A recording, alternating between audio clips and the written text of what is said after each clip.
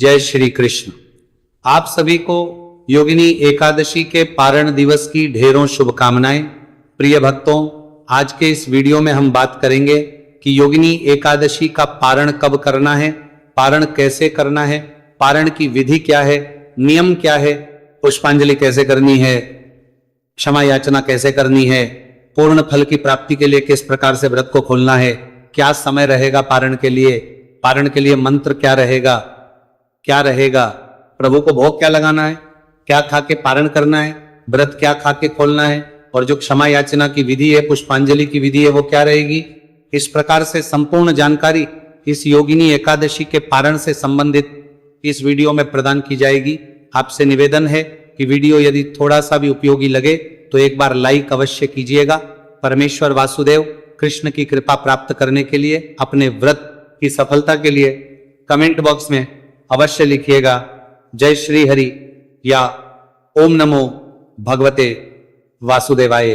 आप देख रहे हैं सनातन धर्म का संसार ज्योतिष संस्थान का प्रतिष्ठित यूट्यूब चैनल सनातन धर्म का संसार धार्मिक चैनल पर नए हैं और सभी व्रत त्योहारों की सही शास्त्रीय जानकारी पाते रहना चाहते हैं तो चैनल को अभी सब्सक्राइब कीजिए और बेल आइकॉन को प्रेस कीजिए, क्योंकि यहां पर सभी जानकारी ज्योतिष शास्त्र, पुराण और पंचांग के आधार पर ही प्रदान की जाती है। अब जानकारी आरंभ करते हैं। प्रिय भक्तों, योगिनी एकादशी जिसका व्रत कुछ प्रांतों में कुछ लोगों ने 10 तारीख को किया होगा, अधिकतर प्रांतों में अधिकतर लोगों ने 11 तारीख को करना होगा, क्योंकि अधिकतर प्रदेशों में एकादशी सूर्य के मुख से 10 को नहीं थी। इस कारण से दशमी विधा एकादशी थी और 10 तारीख को व्रत नहीं किया जा सकता था। हमने कहा था कि जहां जहां सूर्योदय के अनुसार एकादशी नहीं है वहां कहीं भी 10 जुलाई को व्रत ना करके 11 जुलाई को व्रत किया जाए। पर जिन लोगों ने 10 जुलाई को व्रत किया, क्योंकि वहां सूर्योदय शायद पहले हो गया होगा, तो उनके लिए भी हम इस वीडियो में पारण का समय बताएंगे कि क्या समय रहेगा, पारण का पूजा की विधि और अन्य सभी नियम सबके लिए समान है। चाहे व्रत 10 को किया गया है, चाहे व्रत 11 को किया गया है, आपने व्रत किया होगा। करने के बाद आपको कुछ नियमों का पालन करना चाहिए। आशा करते हैं कि आपने विधि विधान से पूजन किया होगा। पूजन की विधि, पूजा विधि हमने आपके लिए अलग से अपलोड कर दी थी, आपको प्राप्त हो गई होगी। विधि विधान से पूजन करने के बाद नियमों का पालन करते हुए दिन को व्यतीत कीजिए। किसी के साथ वैर भाव नहीं, लड़ाई झगड़ा नहीं, किसी के साथ अभद्र व्यवहार नहीं करना, ब्रह्मचर्य का पालन करना है। शांत चित्त रहते हुए भगवान के चरणों में मन को लगाते हुए दिन को व्यतीत कीजिए। मिथ्या भाषण अपराध है, अर्थात झूठ नहीं बोलना, आदि कृत्यों से दूर रहना। और जो मिथ्या भाषी है, झूठ बोलने वाले, फरेबी पाप करने वाले लोग हैं, उनसे इस दिन आपको बात भी नहीं करनी चाहिए। सायंकाल को संभव है तो कीर्तन कीजिए और रात्रि काल को जागरण कीजिए। आप कहेंगे पंडित जी कीर्तन तो हमारे यहां होता नहीं, कीर्तन आपके यहां नहीं होते, तो हम आप सभी दर्शकों की सुविधा के लिए एक वीडियो अपलोड करते हैं जिसमें वो सभी पाठ और स्रोत होते हैं जो कीर्तन का पुण्य फल प्रदान करते हैं। क्योंकि भगवान कहते हैं कि जो नाच गा के कीर्तन नहीं कर सकते वो उन स्तोत्र पाठ का श्रवण करके कीर्तन का पुण्य फल प्राप्त कर सकते हैं। वो सभी स्तोत्र पाठ आपको एक ही वीडियो में मिल जाते हैं, उनका श्रवण कीजिए, कीर्तन का पुण्य लीजिए। रात्रि को जागरण के समय उनको श्रवण करना परम कल्याणकारी है। तो इस प्रकार से कीर्तन कीजिए, रात्रि जागरण कीजिए और अगले दिन सूर्योदय से पहले उठ जाइए। जो रात्रि को शयन करेंगे वो सूर्योदय से पहले उठ जाएं और सूर्योदय से पहले उठ के स्नान कीजिए पारण के लिए। जो लोग रात्रि ग्रहण कर रहे हैं उन्हें भी सूर्योदय से पहले स्नान कर लेना चाहिए। स्नान करने के बाद स्वच्छ वस्त्र धारण कीजिए।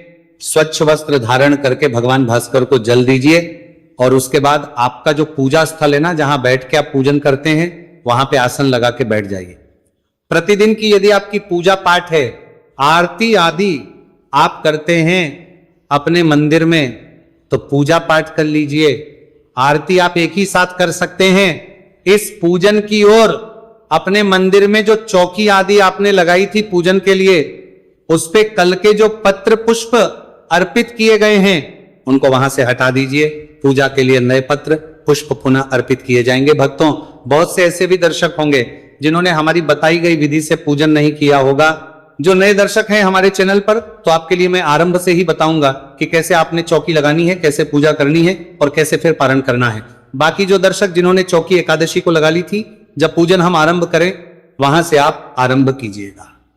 तो इसके लिए सामग्री क्या चाहिए? आपके पास भगवान नारायण का एक चित्र स्वरूप तस्वीर प्रतिमा जो आपके पास है वो लीजिए। भगवान की स्थापना के लिए चौकी लीजिए। चौकी पर बिछाने के लिए पीला वस्त्र लीजिए। रोली, मौली, पान, सुपारी, लौंग, इलायची, धूप, दीप, पित्र, जनेऊ, पंचामृत बनाने के लिए कच्चा दूध, दही, घी, शक्कर और गंगा जल, ये सामग्री है। पंचामृत में शहद का प्रयोग नहीं होगा, इस दिन शहद वर्जित कहा गया है। सारी सामग्री एकत्र कीजिए। पूर्व दिशा की ओर मुख करके या उत्तर दिशा की ओर मुख करके आसन लगा के बैठ जाइए। जो भी उपयुक्त स्थान है आपके यहाँ पे पूजा पाठ के लिए, वहां पर एक लोटा लीजिए तांबे का, उसको अच्छे से मांझ लीजिए। पहले उसमें गंगा जल भरिए, फिर शुद्ध जल भरिए। इस जल के फूल के माध्यम से छींटे दीजिए। उस स्थान पर जहां आपने बैठ के पूजन करना है, चौकी लगानी है, और जो सामग्री आप लाए हैं ना, उस सामग्री को, इससे यह स्थान शुद्ध होगा, सामग्री पवित्र हो जाएगी। ओम अपवित्रः पवित्रो व सर्वावस्थांगतोतिवा यह स्मरेत पुंडरीकाक्षं स बाह्याभ्यंतर शुचिः। इस प्रकार आपने सामग्री को शुद्ध किया, स्थान को पवित्र किया। अब चौकी को लगाइए। चौकी पर पीला वस्त्र बिछाइए। भगवान की तस्वीर या प्रतिमा जो भी आपके पास है उन्हें विराजमान कीजिए। उनके सामने घी का दिया रखिए। सीधे हाथ की ओर विपरीत दिशा में धूप रखिए। इस प्रकार की स्थापना कीजिए। स्थापना करने के बाद अब हम पूजन आरंभ करेंगे। जो भी हमारे दर्शक कल स्थापना कर चुके हैं और कल एकादशी की पूजा आपने की थी, अब यहां से आप सभी पारण पूजन आरंभ करेंगे, क्योंकि इतना कार्य तो आपने कल स्थापना के समय ही कर लिया था। सभी जो लोटे में जल भरा है ना, उसमें से थोड़ा सा जल किसी दूसरे पात्र में भर लीजिए, किसी गिलास में, किसी कटोरी में। ये आपकी आचमनी के लिए प्रयोग होगा। और एक छोटी सी आचमनी ले लीजिए, छोटा सा चम्मच ले, इससे जल लीजिए अपने हाथ पे और हाथ धो लीजिए। जो अलग से पात्र में जल लिया है किसी बर्तन में, उसमें से थोड़ा सा जल चम्मच के माध्यम से हाथ पे लेके हाथ धो लीजिए। अब आप 3 बार आचमनी करेंगे, अर्थात उस चम्मच से 2-2 बूंद जल अपने सीधे हाथ पे लेंगे और एक एक मंत्र पर पान करेंगे, पी जाएंगे उसको। ओम माधवाय नमः जल लीजिए, पी जाइए। ओम केशवाय नमः जल लीजिए, पी जाइए। ओम नारायणाय नमः जल लीजिए, पी जाइए। ओम ऋषिकेशाय नमो नमः बायां, हाथ पे जल लीजिए और हाथ धो लीजिए।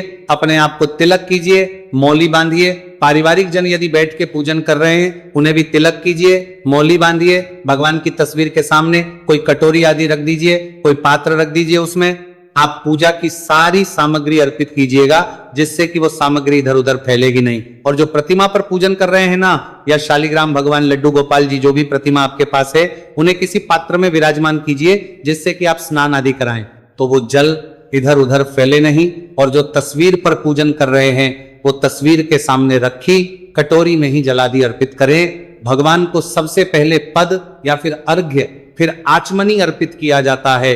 तो एक मंत्र के अनुसार जैसे बोले वैसे आप करते जाइएगा। योगिनी एकादशी भगवान नारायण पद के रूप में 1 चम्मच जल अर्पित कीजिए। भाव रखिए कि आप भगवान के पैर धुला रहे हैं। एतावानस्य महिमा जायाश्च पुरुष पादोरस्य विश्वाभूतानि त्रिपादस्यामृतम दिव्य। ओम श्री विष्णवे नमः। पाद्यम समर्पयामि, पद प्रक्षालन कराइए। जो तस्वीर पर पूजन कर रहे हैं वो भगवान के सामने रखी कटोरी में जल छोड़ दीजिए 1 चम्मच, और जो प्रतिमा पर पूजन कर रहे हैं वो भगवान को अर्पित कीजिए। अब भगवान को अर्घ्य देंगे। 1 चम्मच जल अर्पित कीजिएगा।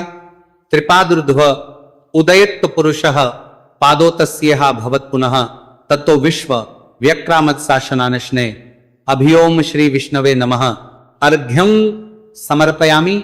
अर्घ्य देने के बाद अब आप कराएंगे आचमनी के रूप में 1 चम्मच जल अर्पित कीजिए। ओम श्री विष्णवे नमः। आचमन्यम समर्पयामि जल। आचमनी कराइए भगवान को। जल आचमनी कराने के बाद अब प्रभु को स्नान कराएंगे। जिनके पास प्रतिमा है ना, वो प्रतिमा को शंख में जल भर के स्नान कराइए। जो तस्वीर पर पूजन कर रहे हैं वो फूल के माध्यम से जल के छींटे दीजिएगा। शुद्ध जल से स्नान कराइए भगवान को। ओम श्री विष्णवे नमः। स्नानम समर्पयामि। स्नान कराने के बाद पंचामृत अर्पित कीजिएगा। पंचामृत से स्नान कराएंगे। पंचामृत बना लीजिए। कच्चा दूध, दही, घी, शक्कर और गंगाजल मिला के पंचामृत को फूल पे लगा लीजिए। जो तस्वीर पर पूजन कर रहे हैं वो फूल पे लगा के अर्पित कीजिएगा। जो प्रतिमा का पूजन कर रहे हैं वो पंचामृत से अभिषेक कराइए भगवान को। पयोदधि घृतम चैव मधुच शर्करायुतम पंचामृतम मयानीतम स्नानार्थम प्रतिगृह्यताम। पंचामृत समर्पित कीजिए भगवान को। पंचामृत स्नान कराने के बाद अब आप प्रभु को पुनः शुद्ध स्नान कराएंगे। शुद्ध जल से स्नान, गंगा जल युक्त जो जल है उसे स्नान कराइए। जो तस्वीर पे पूजन कर रहे हैं वो पुष्प के माध्यम से छींटे दीजिएगा। ओम श्री विष्णवे नमः। स्नानम समर्पयामि, शुद्ध जल समर्पित कीजिए। शुद्ध जल से स्नान करा के अब प्रतिमा को वहां से उठाइए, अच्छे से पहुंच के उनके आसन पर विराजमान कीजिए। अब भगवान वस्त्र अर्पित करेंगे। वस्त्र के रूप में मौली का एक टुकड़ा तोड़िएगा और अर्पित कीजिएगा। ओम श्री विष्णवे नमः। ओम नमो नारायणाय। नमो नमः शिवाय नमः। वस्त्रम समर्पयामि यज्ञोपवीत अर्पित करेंगे। जनेऊ लीजिए। जनेऊ को रोली कुमकुम आदि से तिलक कर लीजिएगा।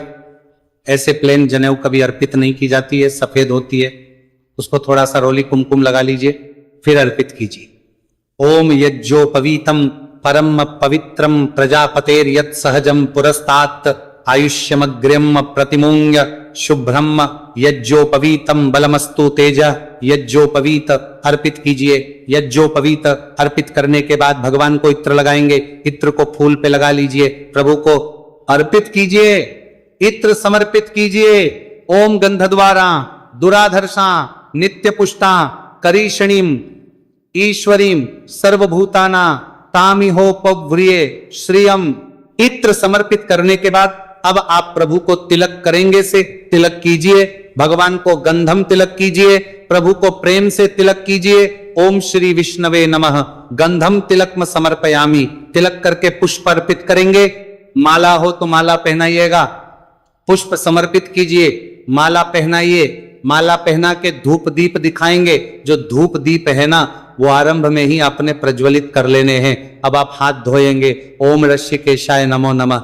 हाथ धोने के बाद अपने आप को तिलक आदि करने के बाद ही धूप दीप को प्रज्वलित कर लेंगे। और हो सकता है आप में से बहुत से भक्तों ने अखंड ज्योत भी जलाई हो तो वो कल से जल रही होगी। भगवान को धूप दिखाइएगा, दीप दिखाइएगा, दीप दिखाइए। धूप दीप दिखा के नैवेद्य अर्पित करेंगे। नैवेद्य के रूप में यहाँ पे आपको, अगर आपके पास फल है तो फल चढ़ाइए, मिठाई है कोई तो मिठाई अर्पित कीजिए, मिश्री है तो मिश्री अर्पित कर दीजिएगा, बताशा है तो बताशा चढ़ा दीजिएगा भगवान को। भोग अर्पित करके अब जल आचमनित करेंगे। जल आचमनी के लिए एक चम्मच जल लीजिए, सामने रखे पात्र में अर्पित कर दीजिएगा। ओम श्री विष्णवे नमः। ओम नमो नारायणाय। नमो नमः शिवाय नमः। पूगी फलम तांबुल अर्पित करेंगे। तांबुल क्या है कि पान का पत्ता लीजिए, उस पे 2 लौंग, 2 इलायची, 1 सुपारी रखिए, उसका बीड़ा बनाइए और वो भगवान को अर्पित कीजिए। भगवान को तांबुल अर्पित कीजिए। ओम पूगी फलम महोदिव्यम नागवल्ली दलेर्युतम एला चूर्णादि संयुक्तम तांबुलम प्रतिगृह्यतम। तांबुल अर्पित करके जो भी दक्षिणा चढ़ाना चाहते हैं वह दक्षिणा चढ़ाइए और हाथ जोड़कर भगवान को नमस्कार कीजिए। इसके बाद संभव है तो तुलसी माता की कथा सुनिए। कथा हम आपके लिए करते हैं जो पारण पर सुनी जाती हैं, आप उसका श्रवण कर सकते हैं। उसका श्रवण करने के बाद भगवान की आरती कीजिएगा। ओम जय जगदीश हरे, ये आरती कीजिए।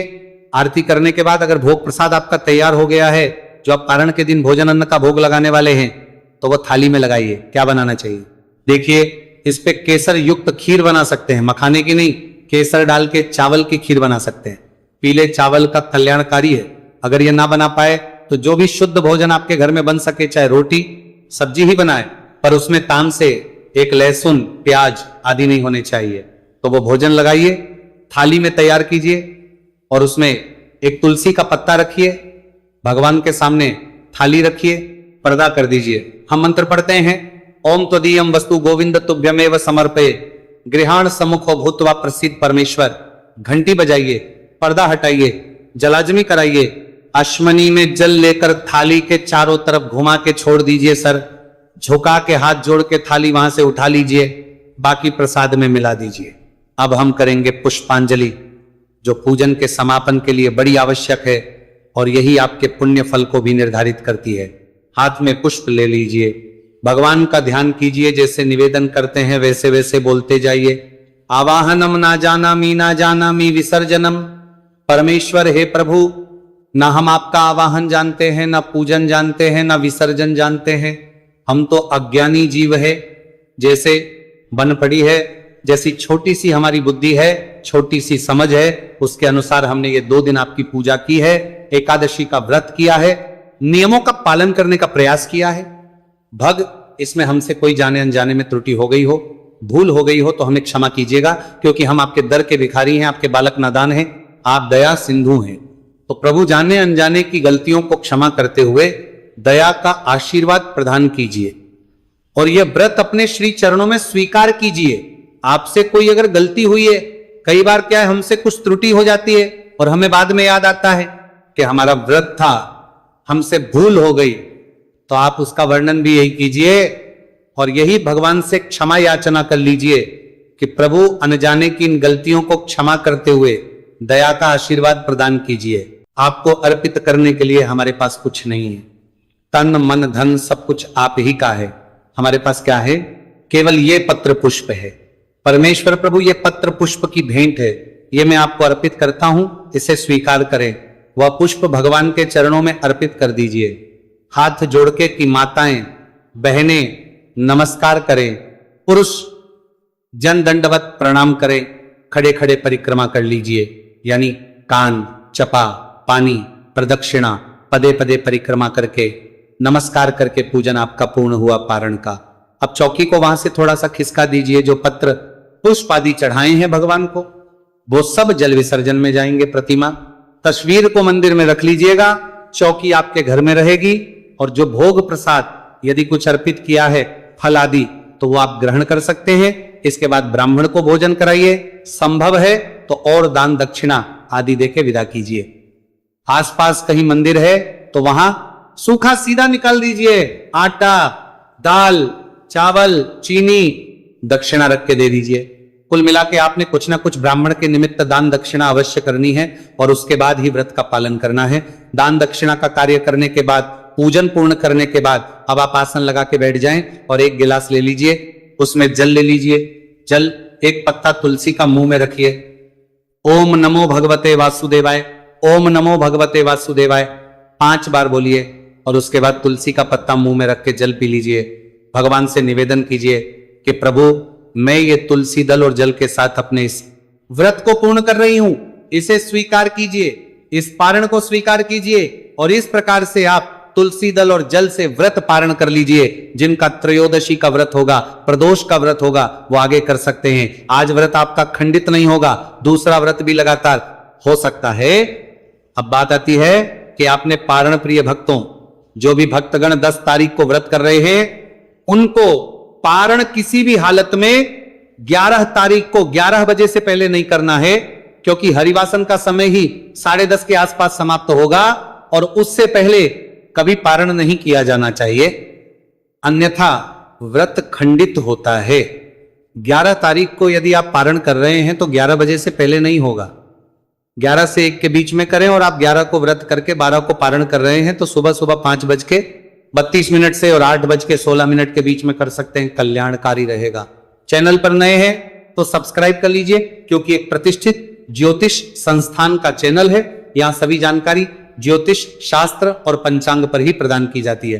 वीडियो आपको थोड़ा भी अच्छा लगा हो तो लाइक अवश्य कीजिएगा। हमारा चैनल आपको कैसा लगता है, वीडियो में दी गई जानकारी कैसी लगी, अपनी राय अवश्य बताइएगा। भगवान सब पर कृपा करें। हरे कृष्णा।